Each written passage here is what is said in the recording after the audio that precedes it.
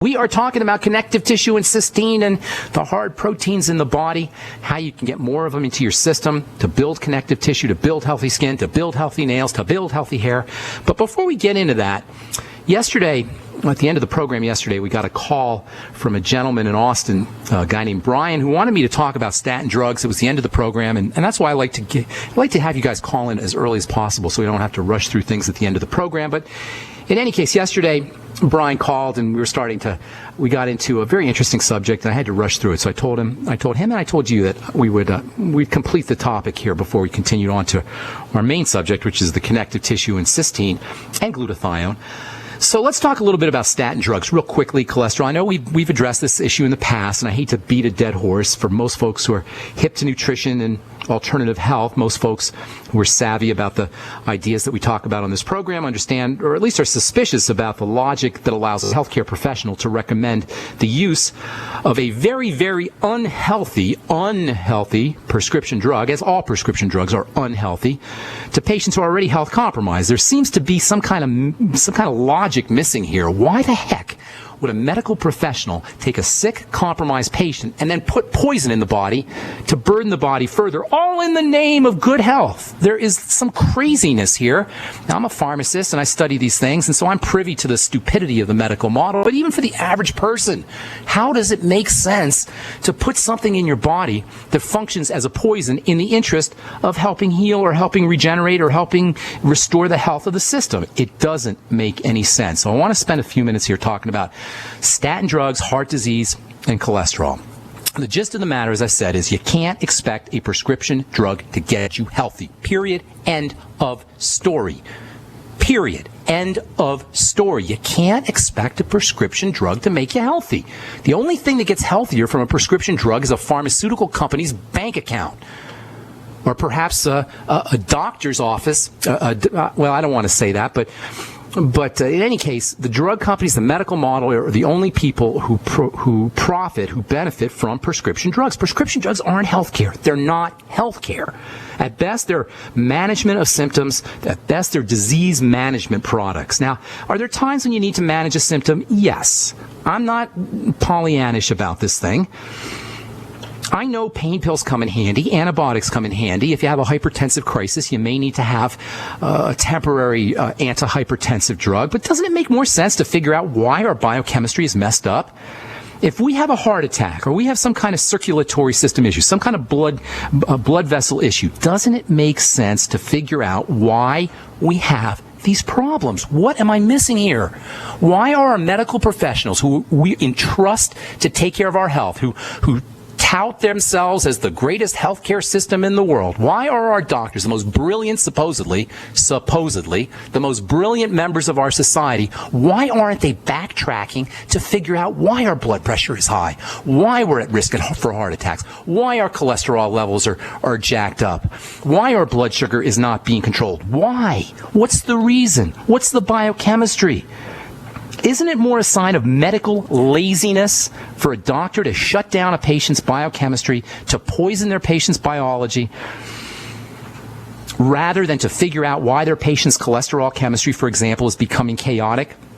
If you're at risk for heart disease, if you've had a heart attack, and if some misguided medical professional is warning you about a high LDL or low HDL, and they're trying to encourage you to poison yourself with a prescription for Lipitor, Mevacor, Crestor, I'm using the word poison consciously and with intention, because the body's poison control system has to clear these things out.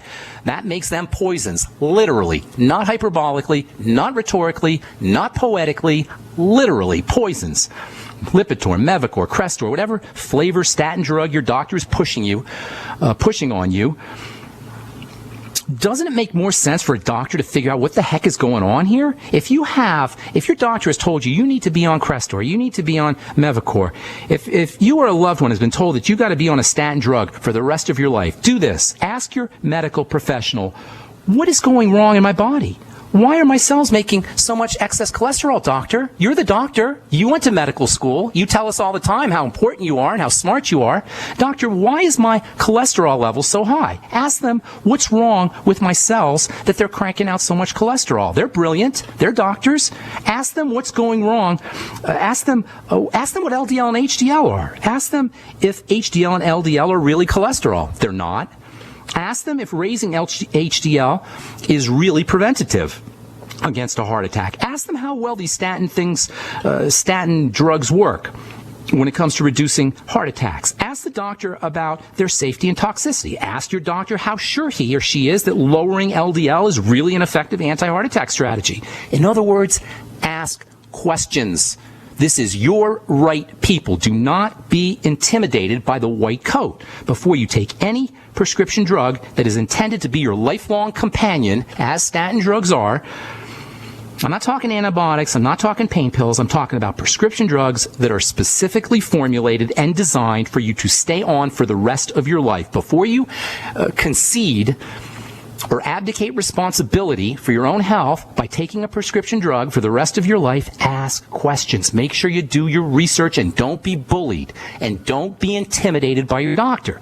As far as cholesterol goes, I know I said this before, but considering the fact that I'm going against the great tide of mainstream medicine here, and considering the fact that we are, for the most part, bombarded on a daily basis, on an hourly basis, by mainstream medical and pharmaceutical companies, Dr. Oz type messaging about lowering cholesterol. You gotta lower your cholesterol. Don't eat cholesterol. Cholesterol, cholesterol, cholesterol. Considering we're bombarded by this messaging, I think maybe we should spend a couple minutes talking about why cholesterol is arguably the most important, vital, health-producing element in the body, the same substance that your doctor wants you to reduce or lower. All right, I'm Pharmacist Ben. We'll continue when we come back from our break. You're listening to The Bright Side. 855-660-4261 is our call-in number. We'll be back right after this.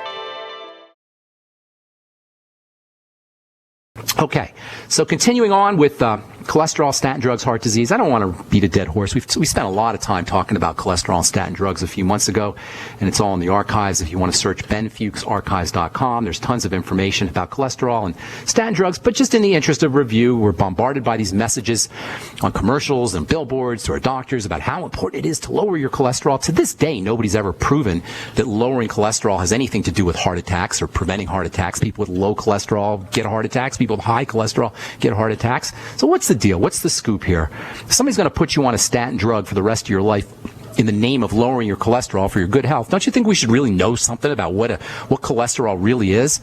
So here's the deal. Cholesterol is your best friend. Cholesterol is arguably, now, I don't even think it's arguable, but at least arguably, the most important chemical in the body. You've got no better biological friend in terms of your biochemicals anyway than cholesterol. It's a vitally important molecule. It's involved in the chemistry of building. Cholesterol equals building. Cholesterol equals building a body.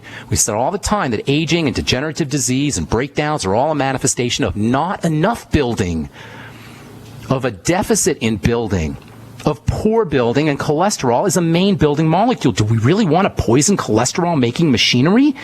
Cholesterol is a building molecule. Considering that disease is the breakdown of the body, that alone tells you why poisoning cholesterol production chemistry is so dumb.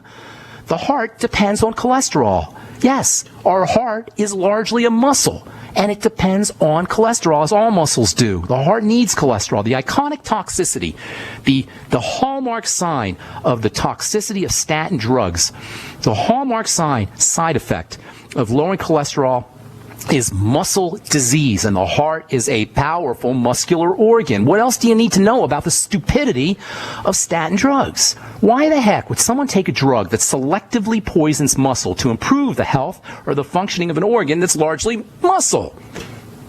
What else do you need to know about the stupidity of the medical model, or the stupidity of any medical professional that thinks it's a good idea to dispense a statin drug and to leave their patient on it for the rest of their life? Cholesterol is far from being unhealthy for the heart. It's absolutely vital for the health of the heart. Cholesterol is the distinguishing molecule between animals and plants. It is the molecule of movement. It's the molecule of activity.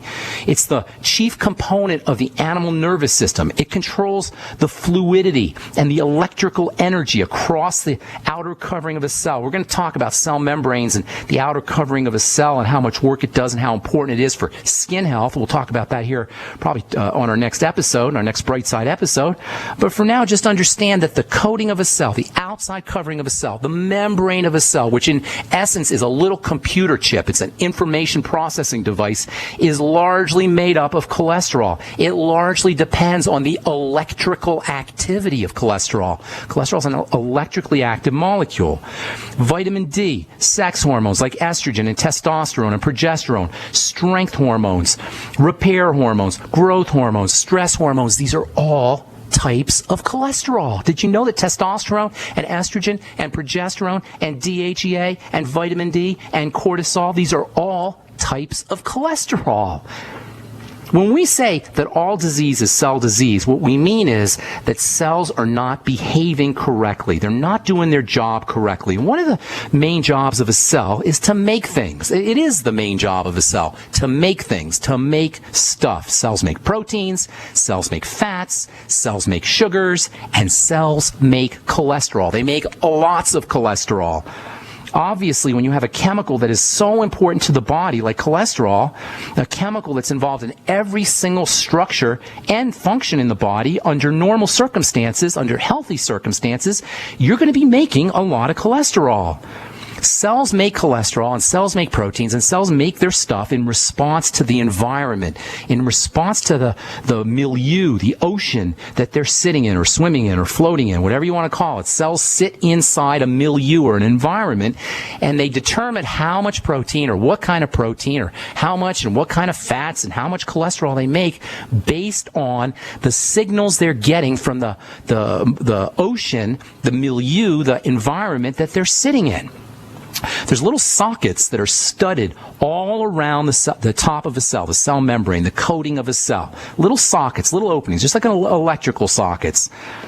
And when I talk about a membrane, just think of a candy coating. Think of an M&M and think of the candy coating on top of an M&M. That candy coating is a metaphor for the membrane that coats a cell. Well, the candy coating membrane on top of a cell has little openings in it. Thousands, hundreds of thousands of little openings. They're called sockets. Well, they're not called sockets. They're called receptors. But you could think of an electrical socket or think of a lock.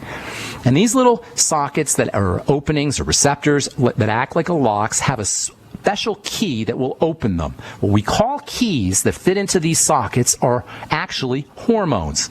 Keys are hormones and sockets are receptors. And this idea of keys and locks and sockets and receptors is really the underpinning of all of biology and biochemistry. Keys fit in locks, they open the locks, and reactions happen in a cell. That's how stuff gets made in a cell. A hormone sits in a socket, it initiates a chemical reaction inside a cell. One of the most important hormones that will activate chemistry inside a cell, maybe the most important hormone in the body, certainly one of the most important hormone keys that will open up a lock, that will initiate reactions inside the little critter called a cell, is insulin. In fact, insulin is like a master key in the sense that when insulin sits in that socket, all kinds of different things happen in a cell. For one thing, insulin is going to communicate to a cell that food is on the way. And cells will open up their little molecular mouths, if you will, and they'll let the sugar in, and they'll let the fat in, and they'll let the amino acids in, they'll let the vitamins and other nutrients in as well. So insulin will sit inside the little lock on top of the candy coating on top of the cell, and the cell will open up and allow protein, fats, and sugars, etc., vitamins and nutrients to get into the cell. That's pretty important. Another thing that happens when the insulin key opens up the lock on the cell membrane, on the candy coating of the cell, another thing that insulin will stimulate is building and growing. Insulin is a building and growing substance. Insulin causes cells to upregulate. I love that word, upregulate all of its chemical reactions. Insulin is an upregulating key. It's an upregulating signal. It turns things on inside the cell. It revs up a cell. It allows nutrients to come into a cell, and then it revs up the machinery. What does this got to do with cholesterol? A lot. Hang on, I'll tell you what I mean when we come back from our break. I'm Pharmacist Ben. You're listening to The Bright Side.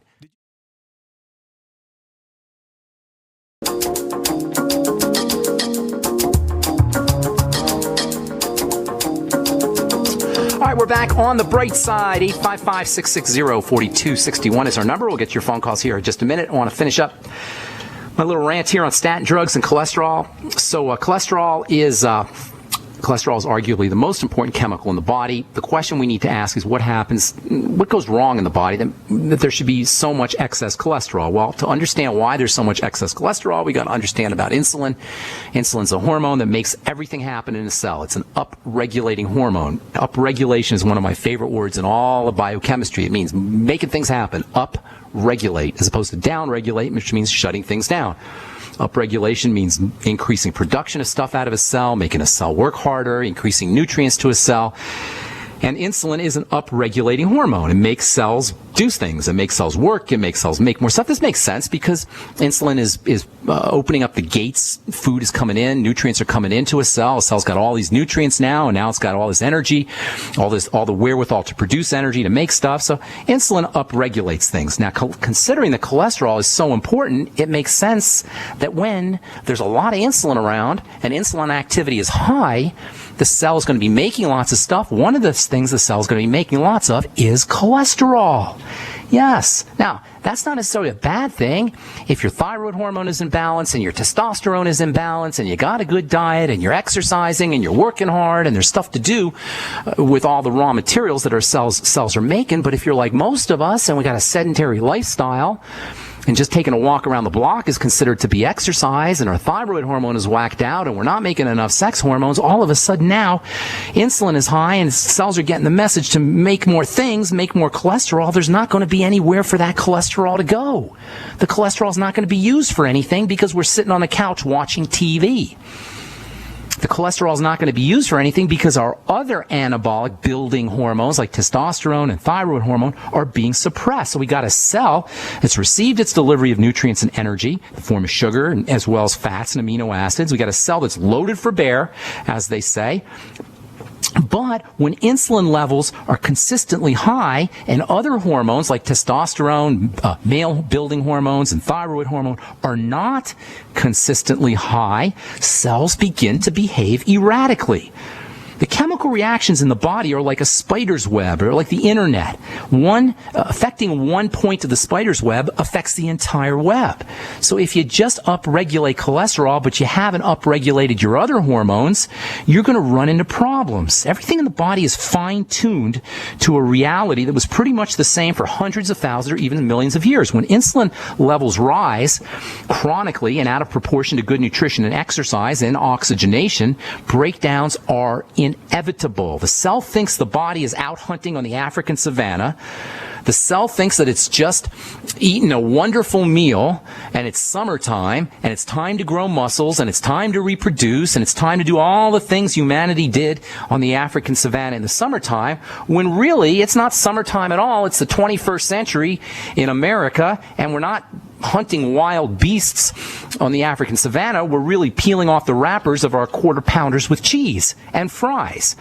And so all of this building energy doesn't have anywhere to go. So cholesterol starts to pile up in the blood. Ultimately, the net result of elevations in insulin is cells think they're supposed to be building, they're supposed to be dividing, they're supposed to be growing, and that's where cholesterol comes in because it's ultimately important for building and dividing and growing. It's a building substance. So is insulin. They work together. Bottom line here, my friends, elevated insulin means elevated cholesterol. It's not cholesterol. It's insulin. Tell that to your doctor. Tell that to your cardiologist. The problem is not cholesterol. It's insulin. And the tragedy of the whole thing is we are in charge of our insulin, not the doctor, not the pharmacist, not the insurance companies. Insulin is a food hormone. We are in charge of our insulin through our dietary choices. That means we're in charge of our cholesterol. We're in charge of our biochemistry. We're in charge of our heart disease and our circulatory problems. We're in charge of our heart attacks or lack thereof through insulin, through our dietary choices, through the food choices we make. Insulin and everything associated with it, including diabetes and upregulated cholesterol production in cells, is controlled by food. This is so important because it means we're responsible. Our bodies are being tricked into thinking that they're in prime growth mode, and the main biochemical that's communicating this message is insulin. When the body stops listening to insulin and insulin levels rise excessively, that's called insulin resistance. Cholesterol levels rise too. Lower your insulin, cholesterol will drop like a stone. You don't need a statin drug. You don't need to stop eating cholesterol-containing foods either. In fact, the body regulates the amount of cholesterol based on how much cholesterol we're eating. So when we eat more cholesterol, we make less cholesterol. So in a way, eating cholesterol is one of the best strategies you can use to reduce the cholesterol that you're making without toxicity. Eating cholesterol. When you eat cholesterol, you're going to get some of the most nutritionally dense foods you could ever eat. Sorry to the militant vegans out there, but cholesterol-containing foods, which are only animal foods, are not only dense, not only packed with nutrients, but they're packed with unique nutrients. Unique nutrients like phospholipids and lecithin and vitamin D and vitamin E and vitamin K and vitamin A for that matter. Cholesterol-containing food and cholesterol-containing foods are specific for building an animal's body. Human beings are animals for building our human bodies as well. All right, that is my rant on statin drugs. I hope I didn't offend anybody. I hope I didn't offend any doctors out there. But it's so important, you guys. There's doctors, there's medical professionals who want statin drugs to be dispensed to everybody. There's medical professionals who want 8-year-olds to be on statin drugs. There's medical professionals who want statin drugs in the water supply. And we see these commercials for Crestor and for Lipitor and for Mevacor, among other ridiculous pharmacological drugs. You guys, if you're watching TV and you see these commercials, commercials for pharmaceuticals, do some deconstruction. Break the things apart. Notice them. Notice how they read a 60-second commercial or a 90-second commercial will have 25 to 30 seconds of side effects. Somebody reading the side effects. And they always end the commercial on a good note. They don't end them on the side effects. They stick the side effects in the middle, hoping that we're going to ignore or forget about the side effects because the end of the commercial has some smiling lady who tells you how wonderful her skin is. And notice how healthy everybody looks. That's the funniest thing about these drug commercials. Notice how healthy everybody looks on the drug commercials. They're climbing mountains and they're racing cars and they're hiking and they got backpacks on and they're the epitome of health. But they're on their statin drugs. They're on their blood thinning drugs. That one guy says, "Oh, I don't know about my warfarin." And his daughter says, "Well, now there's a new drug. It's better than warfarin and you don't have to have your blood checked." Does this make you want to throw up? It does me. And as a pharmacist, as somebody who's trained and studied these things for 30 years, I can tell you definitively that these things are these commercials that promote pharmaceutical drugs are a crock of crap that have nothing to do with your health and have everything to do with the bottom lines of some twisted, perverted, evil pharmaceutical company, and that's all I'm going to say about that. All right, we've got to take some phone calls. 855-660-4261 is our number. We do have 2 lines open for you. We'll get to you when we come back from our break. If you're on hold, hang tight. And then on our next Bright Side episode, we'll continue talking about cysteine and connective tissue. All right, I'm Pharmacist Ben. You're listening to The Bright Side on the Genesis Communication Network.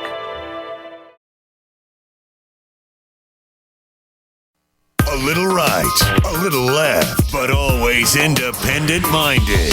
The Genesis Communications Network, GCN.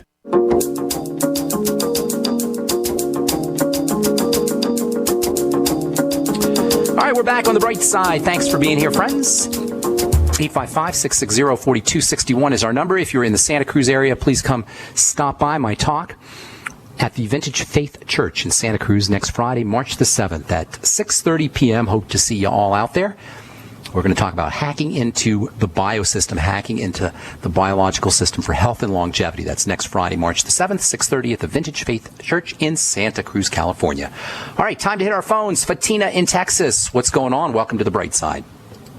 Hi, Dr. Ben. Hey, what's up? How are you? I'm I've doing been good. finding myself having to go to the bathroom at night, like more frequently than I'm used to. Oh, okay. And for the last couple of days, I've tried to cut down my liquid intake, but I still find myself have to go to the bathroom all the time. Are you pregnant? I'm not really. Could you be pregnant? Sorry? Could you be pregnant? No. Okay. No. How old are you? Can I ask? Yeah, 32. Okay. Does it feel like it's burning or anything, or it's tingling, or do you really go to the bathroom, or you just feel? Do you feel like you have to go to the bathroom? Do you feel like you have to go to the bathroom, or you actually have to urinate? Well, actually, when I I feel I have to go to the bathroom, but when I go, sometimes like I have to go to the bathroom, but sometimes there's really nothing. So you have a sensation, but you don't necessarily Yeah. have anything come out.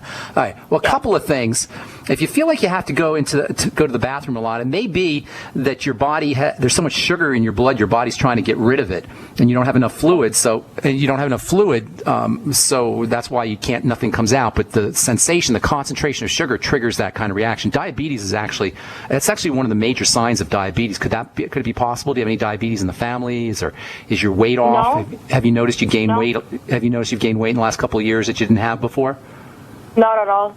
And so everything else is normal. Anything else that you could think of? Because one symptom like that doesn't really mean anything unless we can put together a few other symptoms. Do you have any? Anything else going on? I mean, I do eat a lot of sweets, but I'm pretty healthy. I mean, I eat very well. I work out. Hang on. Eating a lot of sweets is not necessarily a sign that you're a bad person, but it might be a sign that your biochemistry's off a little bit. What I would do if I were you is I would actually be drinking more water so you can flush that sugar out. Because if it is a sign that your body's trying to eliminate sugar and you're holding back on the water, that could cause your sugar to become even more concentrated, and that can really be a problem.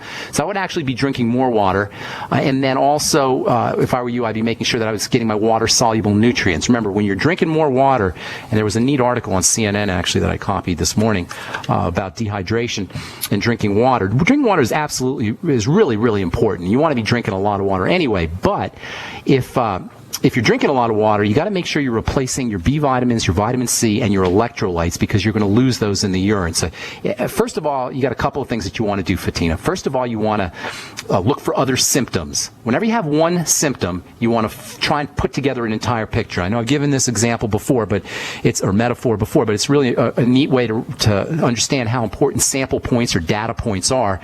Finding other symptoms, how important finding other symptoms it can be. If you think about a painting, if you put a dot in the middle of the painting, you can't tell what that painting is. But if you start to put a few different dots, one in the corner, one in the left hand, one in the right hand side, one in the middle, one in the top, one in the bottom, you can start to form a picture, and all of a sudden a mountain will appear, or a bird, or a river, or a tree. There was a guy named Bob Ross. You're too young to remember Bob Ross, but he used to be on TV, and he used to show you how you can make birds and mountains and rivers with just a few dots. The point is that you need multiple dots to form a picture. With just one dot going to the bathroom a lot, we can't really form a picture. I can give you some educated guesses: diabetes, blood sugar, urinary tract infections, etc. But we need more dots. So number one, you got to find some other health conditions, health sample points that we can put together to form a picture. Secondly, drink more water. My guess would be that your body's trying to eliminate sugar, especially if you're telling me that you're eating a lot of sugar. So drinking more water can help dilute your blood sugar, and you're still going to go to the bathroom a lot, but at least you'll be peeing out the sugar. And then thirdly, make sure that you're getting your water-soluble nutrients, because as you're urinating, you're going to be losing the B complex, which is extremely important for all energy and all cellular energy. Vitamin C, which is important for everything, the primal panacea, as Dr. Thomas Levy calls it, and then the electrolytes, which are your electrical nutrients that are responsible for helping control and conduct electrical energy throughout the body. So 3 strategies. Number 1, look for other sample points. Number 2, drink more water. And number 3, make sure you're using your Beyond Tangy Tangerine. It wouldn't hurt you to get some sugar metabolizing nutrients like maybe magnesium and the sweeties from Youngevity as well: chromium, vanadium, magnesium, taurine, choline, B vitamins, niacin, thiamine. They're all very important for blood sugar control. Okay, I hope that helps you, Fatina. Got to move on. Did you have anything else you want to say? Actually, just one quick thing. I do have low blood pressure. So do you think so we're starting to put a little picture here together. Yeah, the low blood pressure could mean a lot of things, but the drinking more water can help you with your blood pressure. Low blood pressure could mean that you're not, for whatever reason, you're not producing enough blood proteins, you're not holding on to water in the blood, you're not making enough albumin. These are all signs that there may be something going on in the liver. Now, I'm not going to go ahead and tell you that you got a liver problem. You're kind of young for that, but the combination of low blood pressure and sugar problems with sugar and urinating does point to the liver. And it wouldn't be unusual for you to have a liver problem, even though you are kind of young, because 30% of Americans do have liver problems. So before we go into that, though, see if the water helps, the Beyond Tangy Tangerine, and then if you could find some other sample points in addition to the liver and the sugar. But the liver, indeed, could have something to do with blood sugar problems. That's what it sounds like to me, just from the scant information that I have. If you want to collect some more data points and sample points with health, especially digestive health, and give us a call back, and maybe we can give you some more specific advice. Okay, Fatina? Okay, thank you very much. Thank you. Have a beautiful day. God bless. All right, my buddy Leo in Oregon. Where you been, Leo? Long time no talk to. Hey, what's up, man? What's I hope going you can on? hear me okay. Hear you great. How you doing? I'm doing great, man. I wasn't doing too hot there for a while. I remember don't you know had what happened. Didn't you have some kind of parasite or some kind of bacterial infection? What was going on? Giardia, was it? No. I just, you know what? I just pretty much dropped off. I dropped off the wagon as far as eating healthy, and you went back to your fruits? Did you go back to your fruits and your fruit juice? you know, I went back to. You know what? I just ended up, one day saying, you know what? I can't do this on my own, and I prayed about it. And 2 days later, I got sicker than a dog, and I took advantage of that situation. And what I ended up doing was going on a 48-hour fast. Oh wow! And I have been eating healthy for the last month. And I broke down and got some essential fatty acids with the Udo's blend. Okay. And I've been taking that, and I've been taking my multivitamins, and I've been eating lots of salads, and I've been not mixing proteins, trying to stay away from the starches as much. And you know, with the whole fruit thing, I have cut down on my fruit intake, but I've started to buy organic. And there's a huge difference between the organic mangoes and just the other regular mangoes. How so? Like black. I'll find like gray spots in the flesh of the mango on the regular ones, whereas not on the organic. On the organic, I have never found that, and they taste so much better. Leo, we got about a minute. Let me. What do you got for us here? Anything going on? Can we help you? Can you hear me? Yeah. We're down to like 60 seconds though.